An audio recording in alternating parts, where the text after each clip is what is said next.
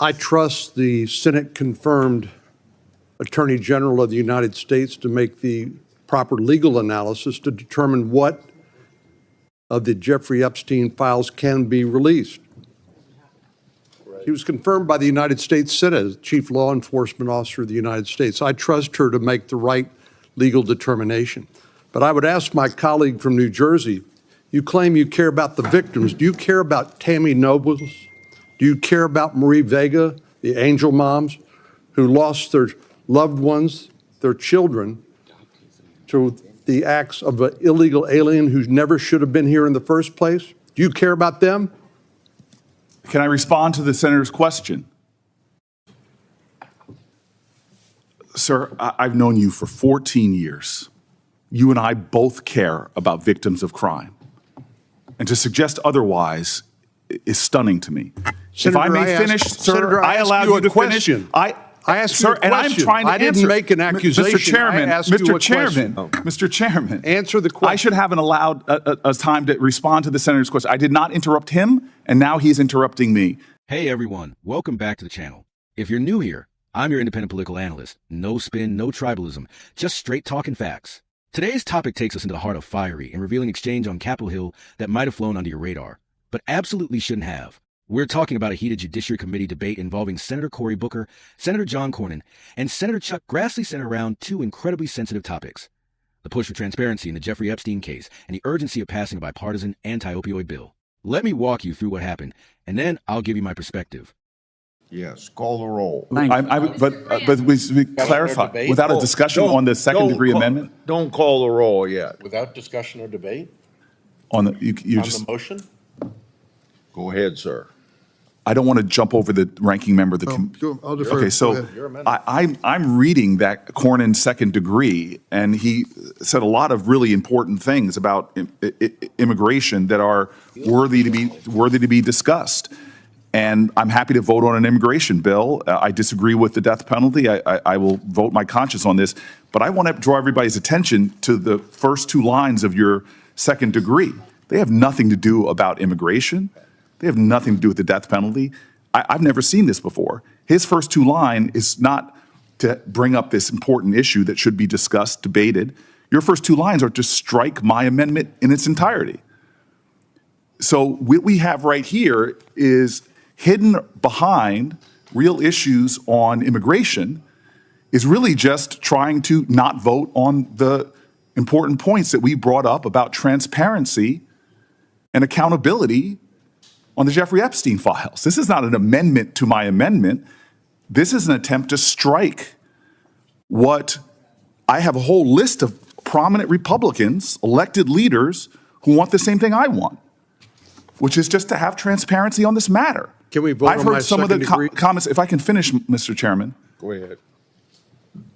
I have heard public statements by my Senate colleagues on both sides of the aisle. I've heard comments from Republicans on the House side and Democrats on the House side that we want transparency and accountability on a matter of public safety. Senator Cornyn said that Jeffrey Epstein's dead yet, but his victims are not. There are women who have horrific stories of vile violence that was committed against them.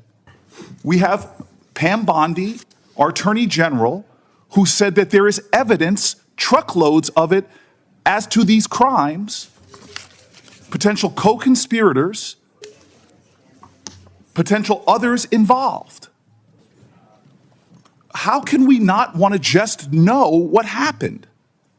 Why are we trying to simply turn away from the highest law enforcement officers in the land, from our FBI director to our Attorney General, who spoke towards crimes committed and others involved in those crimes?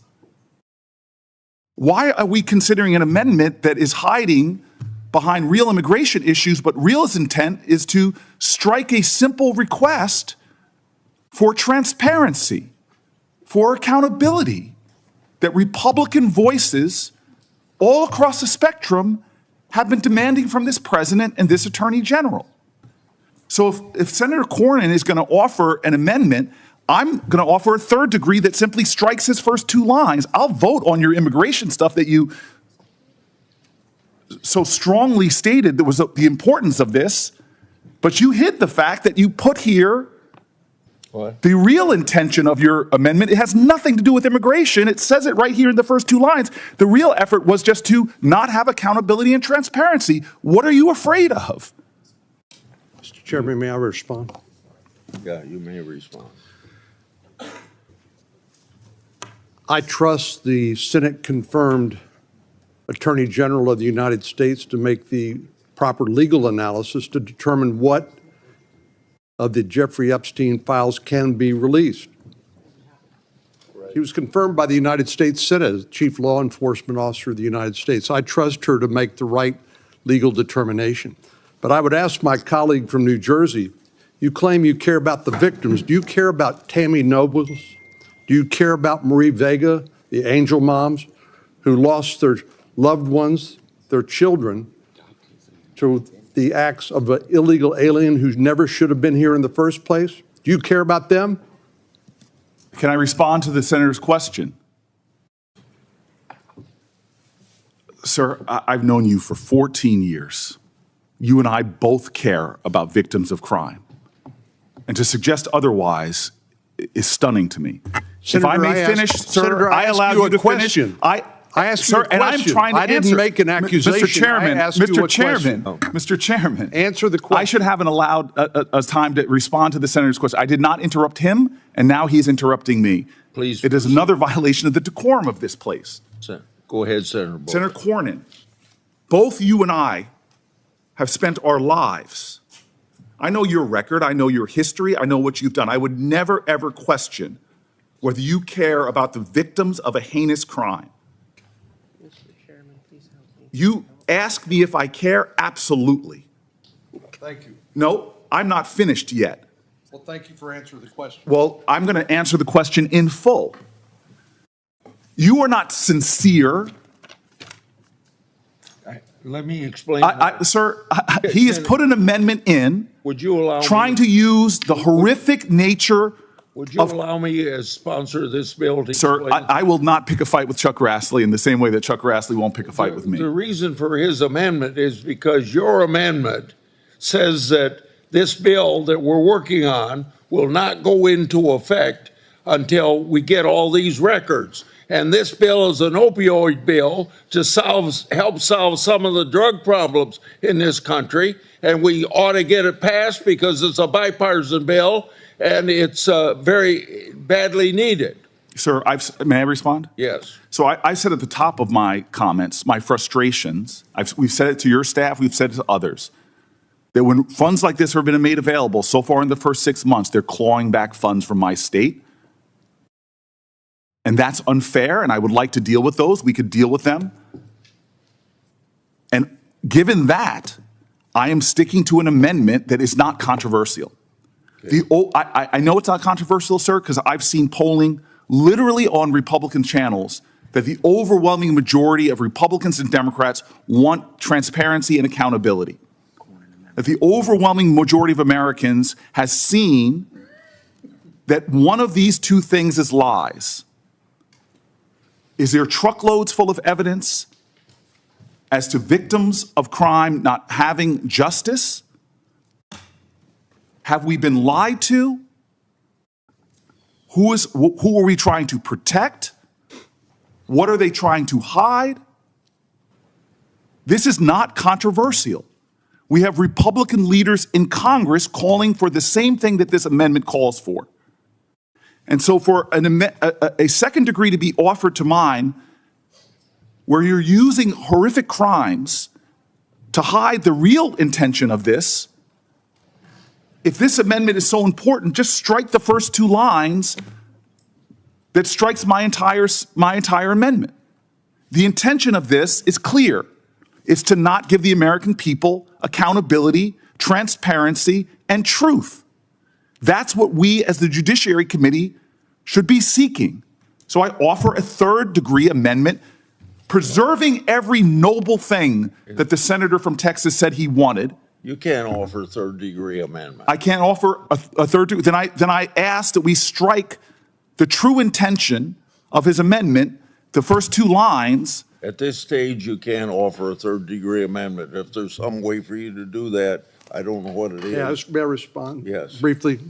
Then we'll have a roll call vote, because I know you folks want to get votes on your amendment. I asked you to withdraw them, and you aren't withdrawing them. So Well, I go just ahead want to and ask a question, Mr. Chairman. In your opinion, with the addition of these amendments to the underlying bipartisan bill jeopardize our ability to pass this underlying bill, anti-opioid bill, out of committee and across the Senate floor and get it enacted into law? Would these amendments jeopardize that? I see them jeopardized in ways even beyond what you said.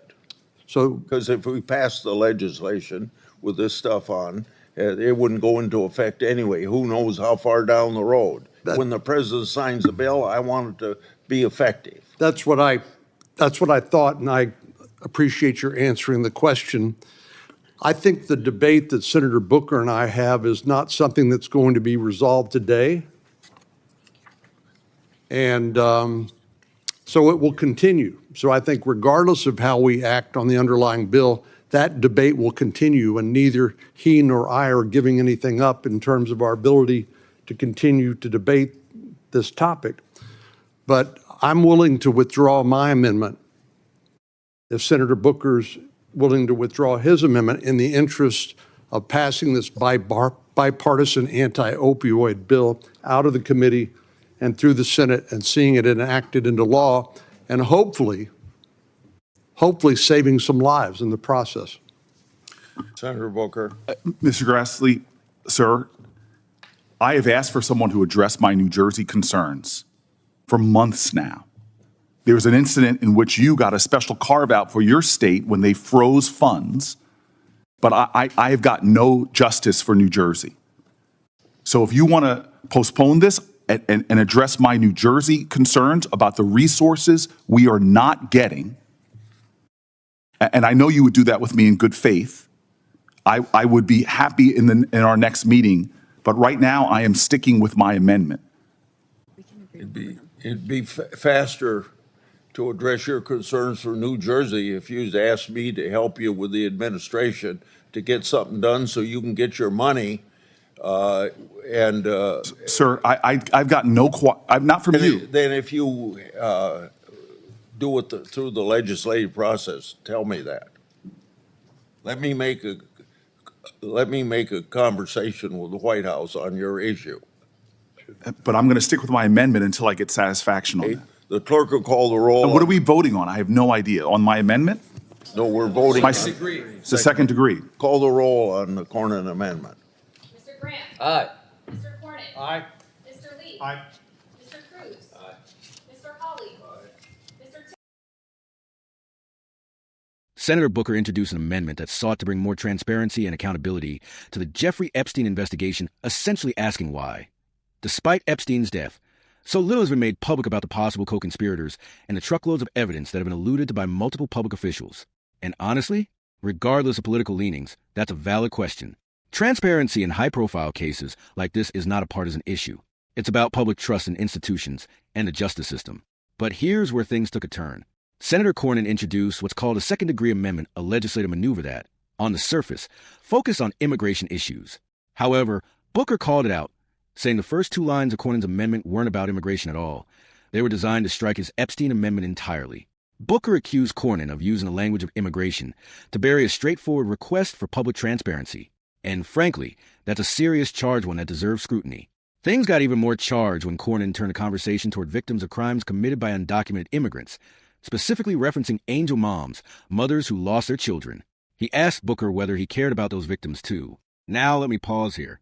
This moment was emotionally powerful, but also deeply polarizing. Using the pain of one group of victims to question the motives behind advocating for another set of victims can be interpreted as a rhetorical tactic, one that may backfire perceived as politicizing pain for legislative leverage. To be fair, both senators claim to care about all victims of crime, but the exchange clearly exposed a deeper disagreement. What issues should take legislative priority, and how transparent the government should be when the truth might make powerful people uncomfortable? Senator Grassley stepped in to highlight a broader concern that all these amendments, however worthy or emotionally compelling, could jeopardize the timely passage of the bipartisan opioid bill. Now that's another tough trade-off. Should we delay urgent help for states battling opioid overdoses to push for unrelated but arguably necessary reforms around transparency and justice? Or do we get the opioid aid out now and revisit the Epstein issue later? Both arguments have merit. But the truth is, this is one of the most common dilemmas in American lawmaking, balancing immediate action with longer-term reform. So here's my view as a neutral observer. Senator Booker's call for Epstein file transparency aligns with what many Americans across party lines have been demanding. His frustration is understandable. But linking it to an opioid relief bill was risky politically, and it gave his opponents the room to argue that he was holding up urgent aid. Senator Cornyn's tactic, on the other hand, might come off as disingenuous to some, burying a strike-through in an amendment framed around immigration could look like a way to kill debate without addressing it directly. And Senator Grassley? He played the mediator, tried to get the bill over the finish line. That's the classic Senate move. Prioritize compromise and keep the machine running. In the end, Booker stood his ground and refused to withdraw his amendment. The committee then moved ahead to vote on Cornyn's amendment instead. This exchange raises real questions about how we govern, how we debate, and what we prioritize. Should there be full transparency in the Epstein case? Absolutely. Should that demand delay urgently needed opioid relief? That's the tension. And this debate revealed just how difficult it is to hold powerful institutions accountable while navigating the practical realities of governance. Let me know what you think in the comments. Was Senator Booker right to stand firm? Did Cornyn's amendment go too far? Should the anti-opioid bill have been the only focus? If you appreciate fact-based political analysis without the drama, don't forget to like, subscribe, and hit that bell for future videos. Thanks for watching, and until next time, stay informed, stay critical, and stay engaged.